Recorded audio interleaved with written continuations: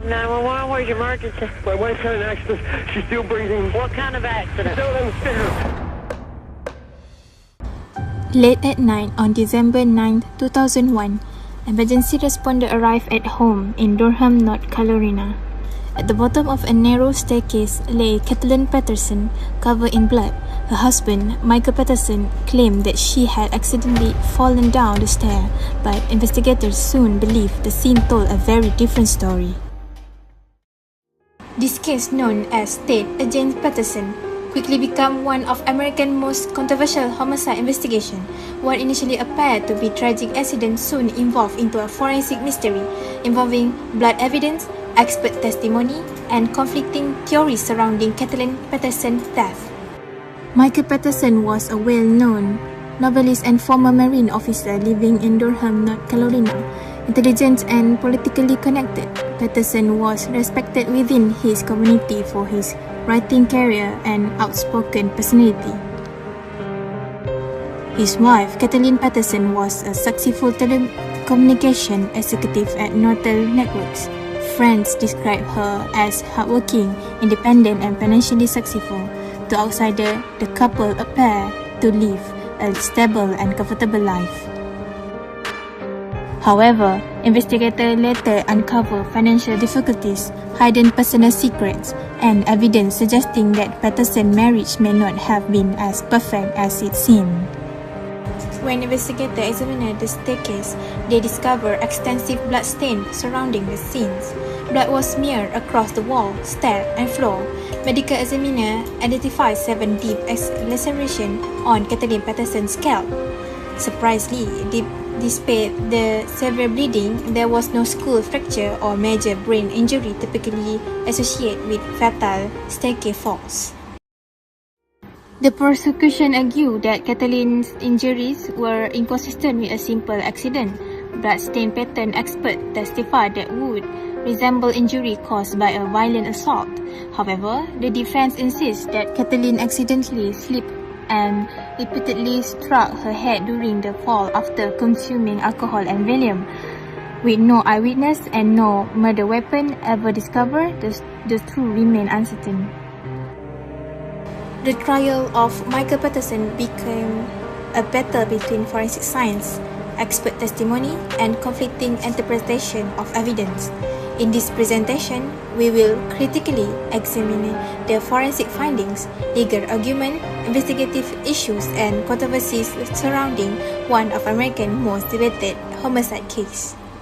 Okay, let's move on to analysis. Bloodstain pattern analysis. Investigator observed blood spatter on walls, smeared blood, dried bloodstain, and large quantities of blood surrounding the staircase area.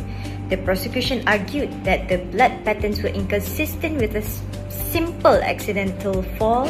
The victim suffered repeated impacts, and the blood evidence suggested a violent assault. Forensic pathologist Dr. Deborah Radish stated that the injuries were consistent with an assaultive beating type pattern.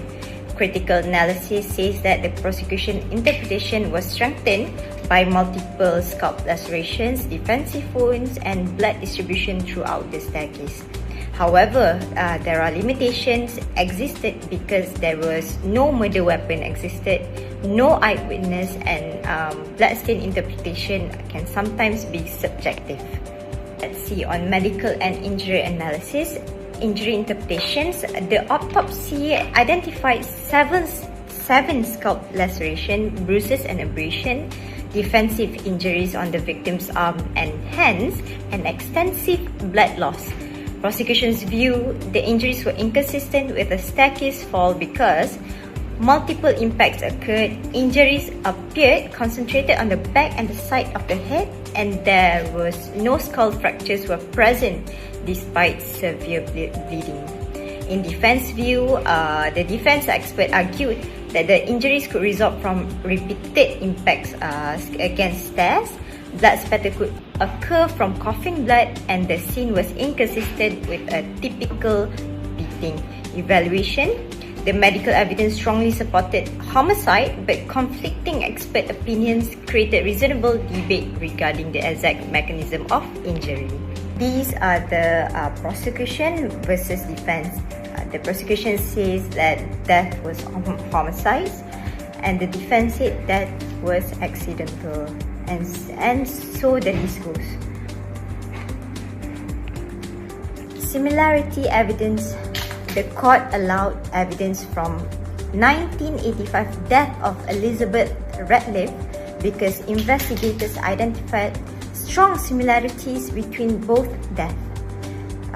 The similarities including both women found at the bottom of the staircase, large amounts of blood was found, blood spatters on the walls, there was no witnesses. Peterson was the last known person with both victims. Both deaths initially appeared accidental. On critical evaluation, the evidence increased suspicion against Peterson because of the unusual similarities. However, the incident occurred many years apart, and the evidence raised unfair prejudice by encouraging jurors to assume Peterson had a pattern of behavior. And the last one is motive analysis. So there are possible motives for this crime, including the prosecution presented evidence of financial difficulties, significant credit card debt, life insurance benefits, and Peterson's extramarital sexual activities. So for financial motive, Peterson stood to receive approximately insurance money, deferred compensation, and other financial benefits after Caitlin's death. For relationship motive, investigators discovered emails involving sexual relationship with men, which prosecutors argued could have caused marital conflict. On critical analysis, although motive alone does not prove murder, the combination of financial stress and hidden personal relationships strengthened the prosecution's theory. Next, UMNO Criminality Minhal will present to you about the recommendations. Firstly, investigators should conduct systematic documentation of all bloodstain evidence at the staircase scene using high-resolution photography, scale imaging, sketches, and also video recordings. Proper documentation is essential because blood pattern analysis relies heavily on accurate measurements and stain positioning. This step is justified because the Peterson case involved numerous bloodstains located at the staircase wall, floor, and also surrounding surface, making preservation of spatial relationship critical for it. Secondly, investigators should classify the bloodstain patterns observed at the scene. The staircase evidence repeatedly contained blood spatter, transfer stain, white patterns, and also pooling patterns. Transfer stains occur when a body surface contact another surface and may indicate movement of the victim or suspect. Wipe and sweat patterns can demonstrate disturbance of existing bloodstain and possible body movement after the injury. Pooling patterns indicate the prolonged bleeding at a stage. These findings support the prosecution argument that Caitlin Peterson did not simply fall accidentally, but instead experienced repeated blunt force trauma while remaining in the staircase. The next recommendation is to determine the directionality and angle of impact of the blood droplets. BPA methodology states that elongated blood stains indicate the direction of travel, while the tail of the stains point toward the movement. Investigators should calculate the angle of impact using the formula of angle of impact equal to inverse sines in brackets width over length.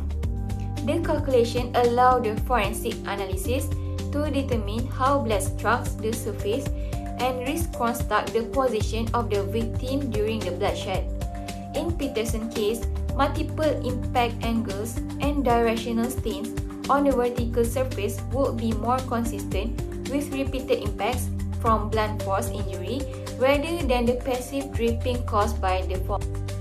Furthermore, investigators should apply line of convergence and point of origin analysis to establish where the bloodshed began. BPA methodology explains that the lines drawing through the long axis of bloodstain can identify the area of convergence and reconstruct the origin point of The stringing method should also be implemented to determine the 3D origin of the bloodshed.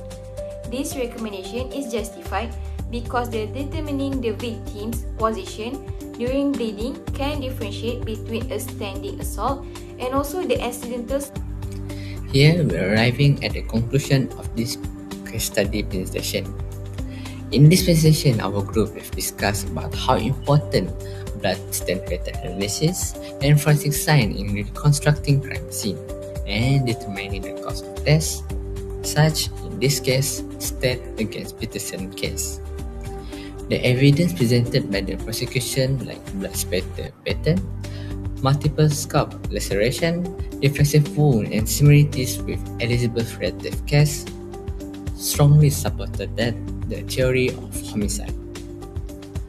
However, in the court, the defense challenged these findings by arguing that the injuries and blood evidence is the result from accidentally falling down the staircase. This case shows that both strength and limitation of forensic interpretation. While bloodstain pattern analysis can provide on how the event might be, the conclusion may still vary depends on the expert interpretation and available evidence that been shown in the case. Hence, this case remains one of the most debated forensic cases, showing the importance of accurate crime scene documentation, scientific analysis, and equal evaluation in the pursuit of justice. So that's all from us in this case study presentation. Hoping that doctors are enjoying watching our video and give us good marks. So, Assalamualaikum and have a good day.